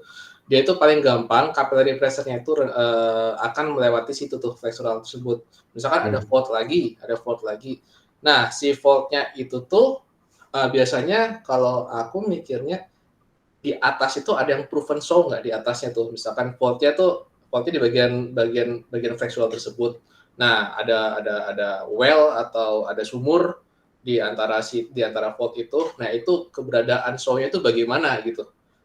Nah, biasanya aku sebelum ngerjain modeling, aku buat dulu tuh post-delay analisisnya. Dia tuh show-nya gimana aja, habis itu gimana aja, baru kita tempel tuh kita nggak ngomong migration dulu ya, kita tempel di map tuh, kita tunggu map. Kita dapat di otak kita tuh kira-kira poin penting yang dia tuh kira-kira dilewatin sama migration shadow namanya, atau migration calon-calon yang akan dilewatin lah gitu. Nah itu di mana aja? Karena apa? Karena tanda oil show tadi atau tanda oil show tersebut lah. Nah baru tuh kita bisa prediksi. Misalkan kita punya fault di sini. Nah kira-kira dia leaking atau sealingnya itu berdasarkan postmortem tersebut atau PDA tersebut gitu. Oh ada oil show di atasnya, berarti bisa tuh leaking. Kalau nggak ada ya berarti dia tetap tuh tertahan di situ, atau dia bisa leaking lewat masih di flexural margin tersebut. Mungkin begitu, Mas. Lebih ke geologic thing sih ini pertanyaannya. Baik. Berarti kalau saya kalau misalnya kita punya border fault dari half graben kita, dia lebih ke arah berlawanannya ya, ke flexuralnya ya? Flexuralnya, tapi tidak melewati faultnya ya? Ya, tapi kalau Karena border fault kan biasanya dia throw-nya tinggi, harusnya lebih banyak, lebih potensi ceilingnya lebih besar nah, tapi yang kalau kita gitu. kerjain bareng kan, kita kerjain bareng di NWX di Jepang itu fault-nya itu luar biasa tuh Mas. Fault-nya tuh karena Ya, apa? Itu kita ngomongin yang lumayan geomekanik lah gitu. Kita itu si Sunda Basin-nya atau border fault-nya itu udah ditabrak mulu tuh sama ah, sama tektonik kan ceritanya. Dia tuh emang ya, dari awal tuh emang setinggi itu trownya gitu, setebal itu ya. trownya. Jadi border fault-nya udah banyak tersesatkan. Ya dari Hmm, analisis geomekanik itu juga banyak ngomong ya yang itulah. Nah, ini itu. Nah, Oke, itu mungkin. sip, sip. Ya, silakan ada yang lain diundang. Atau yang lebih dari misalkan kita ngomong yang lebih dari sosok kayak migration-nya gimana efeknya. Karena migration itu yakin kalau misalkan aku buat presentasi migration pasti pertanyaan orang-orang expressionisnya akan banyak banget itu Mas. Nah itu tuh menariknya kadang situ sih. Tapi kalau mau tanyakan tentang itu ya silahkan, ada lagi silahkan loh. Kadang-kadang mengandai-ngandai gimana kalau saya gini gitu. Yuk, Kebetulan, silakan mm, diundang untuk pertanyaan selain source talk, bahkan boleh ke migrasi juga, mangga. ya Muhammad Reza. Lu mah WhatsApp aja Ada aja. Muhammad Reza ini. Muhammad Reza WhatsApp aja katanya aja. Silakan Reza. Mas Reza. Ya, izin bertanya, Mas Yudis. Iya, Nah, ini saya mungkin pertanyaan awam, Dis, iya. tentang Softlock. Kalau Makanya misalnya WhatsApp aja. ini ada nggak penjelasan sederhana terkait Sosrok kita itu tuh adalah karbonat gitu. Nah itu yang saya pahamin selama ini itu Sosrok itu kan selalu berkaitan sama shale gitu ya, gelap gitu ya, karena kandungan karbonnya harus banyak. Nah kalau misalnya sosro kita ini kaitannya sama karbonat, contohnya kayak di Indonesia Timur kita punya formasi kais, di bagian lebih dalam dia bisa berpotensi sebagai sosro, di bagian yang lebih dangkal dia akan sebagai carrier bed atau bahkan menjadi reservoir dan tertrap gitu. Nah itu kira-kira sekilas penjelasan sederhananya bisa dong Mas Yudis minta tolong. Itu aja Mas Yudis, makasih. Buat kerjaan lu pasti di sana ya. Ya, makasih Om Reza. Jangan Nah, bongkar-bongkar kerjaan orang dong, Des. nggak apa-apa, nggak apa. Ya, makasih pertanyaan Mas Reza. Ini Om Reza, kalau misalkan sosok di tipe karbonat tuh misalkan berdasarkan paper and Corp itu di tipe A ya. Mungkin memang di bagian Indonesia bagian timur tuh banyak gitu. Dulu tuh tesisku tuh kebetulan di Timor itu juga Permian Clay ada apa ya? Habis Permian Triassic Clay ada itu. Nah, itu tuh sosroknya itu shell tapi lebih ke marl gitu, marl atau kalsilulit. Nah, seperti itulah. Jadi dia sel-sel yang memang dia terendapkan di selomerin. Habis itu banyak cangkang-cangkang yang rework di situ. Nah, habis itu dia biasanya itu jika dia expel, minyak-minyak yang kita punya itu punya sulfur tinggi. Nah, seperti ini nih, seperti yang di A ini nih. Nah, tipe 2S ya sebutannya mungkin kalau bagi orang-orang yang masih memakai tipe tersebut gitu. Nah, itu sulfuran tinggi. Nah, sulfur itu tingginya seberapa? Itu biasanya kuantitasnya itu di atas 1% atau 5% bahkan itu. Kalau di Arab tuh sampai 7-8 tuh mungkin seperti itu gitu minyaknya yang di ya sampel minyaknya gitu. EPA-nya tergantung mungkin karena kalau misalkan ini yang provennya aja banget ya itu misalkan di Arab tuh kita ngebor 300 meter aja udah dapet minyak, tapi minyaknya waxy meskipun sulfurnya tinggi. Kenapa waxy banget? Waxy-nya itu bukan dari lakusrin, waxy-nya itu karena biodegradasi. Pada saat dia sedangkal itu, bakteri-bakteri itu bisa atau kuman itu bisa makan si minyak itu, lalu dia akhirnya apa ya terecerkan sendiri, terecerkan bareng sama bakteri tersebut. Jadi waxy-nya itu tinggi karena biodegrade. Nah, itu tuh pasti tes emang sulfurnya tinggi. Nah, kalau yang di timur Indonesia itu tuh play-nya itu kan sosoknya karbonat. Nah, yang perlu ditekankan bahkan mungkin kalau misalkan kawan-kawan di sana masih pakai RO ya gitu. RO 0,5, 0,55 itu tuh udah dianggap matang gitu, udah bisa men-charge ke trap kita. Kenapa gitu? Karena dia membutuhkan ambang batas sekitar 100 derajat Celcius aja untuk dia pertama kali dia menetaskan hidrokarbonnya tersebut gitu. Dan tentunya sulfurnya tinggi gitu. Waktu itu aku sempat diskusi sama kawan yang lagi S2 juga, dia punya bloknya sitik seram, jadi seram. Ya memang ininya tinggi juga, sulfurnya tinggi. Mungkin gitu, Mas Reza. Ya, jadi dia tidak perlu sampai si RO-nya itu 0,6 ya Mas Yudis ya? Enggak, bahkan kurang dari itu, kalau seperti 0, ini nih, kalau kita lihat sini tuh mana ya tadi. Kalau masih mainan RO ya gitu, itu tuh tipe 2S tuh paling duluan nih, 0,45 sampai 0,5 sendiri tuh. Nih, yang garis hitam nih. Ini aksis X-nya itu RO, aksis Y-nya itu transformation ratio. Nah, itu 0,4 itu udah lumayan generate. Nah, sekitar di sinilah, di 45, 55 sini nih udah lumayan lah dia tuh eksplosif. Ya, sekitar situ, dia lebih duluan matang gitu. Dan tipe kerugian 2S ini juga bisa menghasilkan gas juga kalau misalnya udah suhunya udah melebihi berapa gitu ya. Nah, ini profilnya kita lihat sini nih. Tipe 2S tuh yang B ya, yang B. Nah, misalkan dia itu temperaturnya tinggi 200 ya, misalkan 200. Nah, itu tuh ya gasnya ada. Gasnya sebanyak apa? 25 sorry, 2S, 25%. sorry. Tipe 2S bukannya organofasies A. Sorry, A, maaf ya. A, ini marine cells ya. Ya, yang A ini. Dia tinggi, dia pertama kali dia expel 100 tuh. Nah, dia misalkan di kedalaman 200 ya sudah 25% dari segala kuantitas sosrok tersebut akan menghasilkan gas gitu. Nah, tapi kita juga perlu kritikal dengan basin kita. Jangan-jangan nggak cuman karbonat, mungkin pada saat dia sudah lebih ke pengendapannya lebih transgresif, lalu dia sudah lebih ke marine gitu. Nah, berarti kan mungkin marine itu juga udah bisa kita anggap sebagai sosrok karena sudah mateng di interval atasnya mungkin. Nah, berarti kan ada dua multi kinetik atau multi sosrok di dalam basin kita. Nah, itu yang perlu kita kritisi gitu. Dan bisa nyampur juga ya Mas ya si hidrokarbonnya ya. Betul, gitu ya. bisa mixing. Itu sangat lumrah sekali karena misalkan kita di Western Indonesia itu tipe C sama tipe D itu sering aja itu berhubungan. Misalkan C-nya ya, kita sebutin formasi ya, nggak sebutin daerah. Tipe C-nya itu lemat, lahat. Tipe D-nya itu tahan akar. Tipe C-nya itu mungkin Vanuatu atau Jatibarang. Tipe D-nya Luar Sibulakan gitu.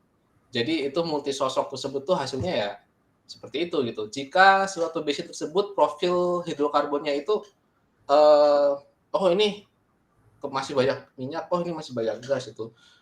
Berarti basin kita kurang matang satu, atau basin kita itu memang Fulve delta-nya itu nggak berkembang, malah masih laku stream sampai sekarang. Gitu mungkin, Mas Reza. Ya. Oke. Terima kasih. Oke, sama Mas Reza.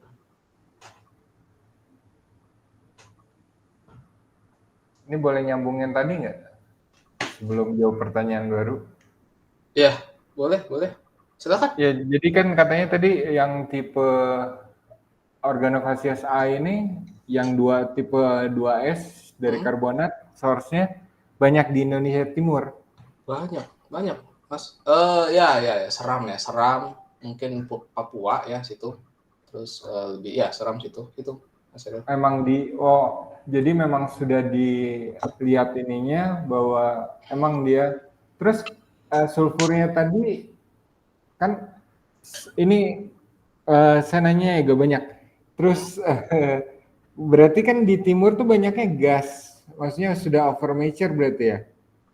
Timur banyaknya gas. Timur banyaknya lupa juga sebenarnya. Emang gas ya? Kalau misalkan timurnya ngomong ke Bonaparte Basin yang Australia itu gasi bos. Beda itu Fulve delta, Mas. Kalau kita ngomongnya itu ngomong-ngomong ini loh yang di depannya Ford kan Bonaparte, Carnivore itu kan Australia ya. Nah, itu paparan Australia. Kalau kita ngomong yang kayak di Seramnya, di Papuanya itu tuh yang kayak formasi Kais tadi disebutkan, formasi Aitutu. Nah, itu tuh masih deltaic dengan apa apa namanya? Karbonat gitu atau Iya. Salomeden. Nah, itu tuh beda Mas. Kalau Australia itu gassy. Itu tuh Oke. menarik lah gitu. Gitu Mas. Oke. Ya sudah. Mungkin pertanyaan berikutnya silakan aja Mas, bisa dibaca langsung atau perlu dibacakan? Oke. Tapi kalau Regian. mau ngomong langsung silahkan Mas Regian. Kalau mau ngomong langsung ya. Kalau mau. Tadi katanya lagi noisy Oh, di nice. ini. Oke, ya. Untuk migration di PDA kan dinilai dari hasil show. Apakah gas IC NC5 bisa masuk kategori gas show? Itu gas reading, Mas. Bukan gas show.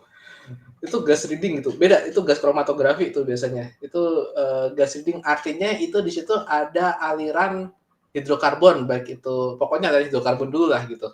Entah dia itu sudah masuk either dia itu masuk apa itu oil window lah atau zona matang lah atau dia merupakan carrier bed gitu. Nah, jadi ya NC5 atau SC5 itu masih gas reading sih. Kalau gas show itu atau oil show itu biasanya dari cutting. Nah, dari cutting, dari apa ya di cuttingnya ada oil show nggak? Nah itu biasanya kayak gitu. Cutting kecil aja. Atau misalkan di analisis MDT atau RFT. Nah itu pas di analisis pressure-nya gitu tiba-tiba muncul minyak. Nah atau tiba-tiba muncul apalah gas. Nah atau yang ketiga itu DST. Nah itu memperkirakan biasanya kalau gitu ujungnya untuk batas P1 atau P10 gitu-gitu. Jadi kalau untuk yang SC5 dan NC5 itu masih gas reading ya tipikalnya.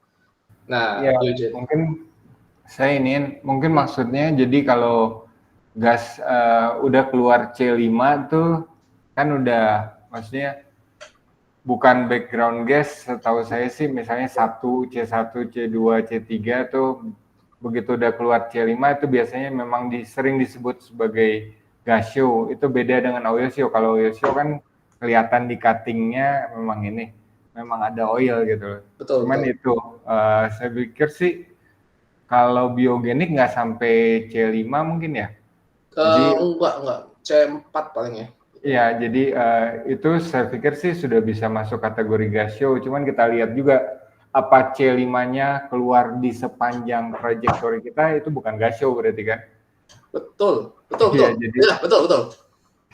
kalau misalnya ya maksudnya bukan cuman C5, cuman kita harus lihat yang di atas sama di bawahnya kayak gimana. Ya, Gitu, betul. tambahan aja Mas. Nah, betul Mas Adel. Terima kasih Mas Adel. Ya, seperti itu mungkin Mas Adel. Kebetulan juga aku banyak belajar operation ya di company, jadi ya kayak gitu lumayan berfungsi dan banyak banget ini yang kurang bagi saya untuk itu. Ya, makasih Mas Adel. Ya, benar kayak gitu kok waktu itu. Silakan yang lain. Mas Reza masih mau bertanya, silakan Mas. Itu masih angkat tangan atau lupa dimatikan? Ya, turunin dulu. Terus satu lagi pertanyaan, kalau misalnya kita punya sosrok tuh misalnya dari organofasiesnya B sampai F gitu ya, yang dimana itu sulfur kontennya rendah gitu ya. Nah, kalau misalnya dia terakumulasi di karbonat gitu, itu bisa jadi sulfur kontennya meningkat atau gimana ya, Mas Yudis? Enggak, kalau misalkan reservoirnya karbonat, Om Reza sudah mengattach reservoir tersebut itu karbonat. Karbonatnya itu ya udah hanya sebagai storage si minyaknya itu ngumpul gitu, Om Reza. Jadi mungkin kalau reservoir karbonat yang pertama di otak saya ini ya, Mas Reza ya, CO2-nya gimana gitu. Mungkin ke sana gitu daripada sulfur, karena kalau sulfur tuh apa yang dihasilkan dari sosrok gitu.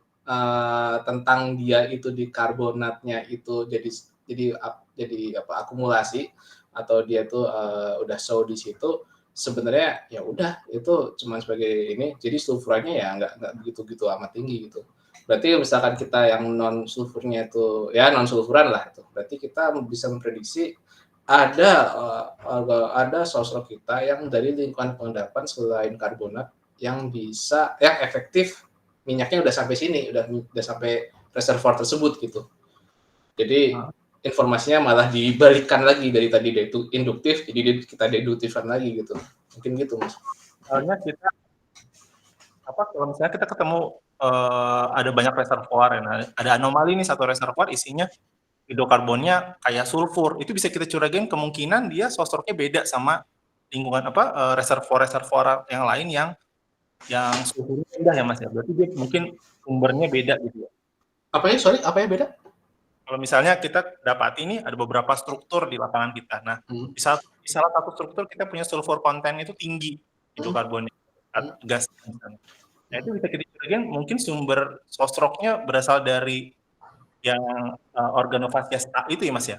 Iya, atau dari itu kitchennya kitchen beda. Tapi kitchen sama pun kan punya multi history juga kan dari tektonik stratigrafinya kan. Jadi bisa multi kitchen, bisa multi deposition environment gitu. Kalau di dalam satu kitchen aja kita punya lingkungan pengendapan sosrok, kita punya sosrok yang lingkungan pengendapannya itu tadi deltite kah atau karbonat kah, dua-duanya itu bisa ekspel minyak. Ya itu juga ada tuh. Jadi bisa misah yang mungkin prospek sini itu dia tuh sulfur, yang sini enggak. Tapi juga bisa berarti di kitchen yang beda juga tuh gitu. Nah, misalkan dalam kita di struktur tersebut itu sudah mixing, ya kita juga rada-rada susah juga. Bilang nih ini yang penting kita cuma punya pertanda bahwa prospek kita tuh dihasilkan dari sosrok yang organofasisnya berbeda. Itu dulu sih mungkin. Sip. Ya, jelas banget. Kasih Mas Yudis. Siap, langsung aja. Oke, saya masih membuka mungkin pertanyaan terakhir atau ada beberapa pertanyaan, silakan. Oh ya, Mas Yudis, nanti kita boleh minta slide-nya ya, kalau misalnya nanti ada yang perlu mungkin, atau copy slide-nya boleh kita minta nggak nanti? As PDF boleh nggak? Apaan? As PDF aja boleh nggak? Oh iya, PDF. PDF aja, biar nggak di otak-atik. Iya, oke. Oke, nanti kalau ada yang perlu slide-nya bisa hubungin saya. Ya. Silakan kalau misalnya ada pertanyaan lain. Pada long weekend nih kayaknya.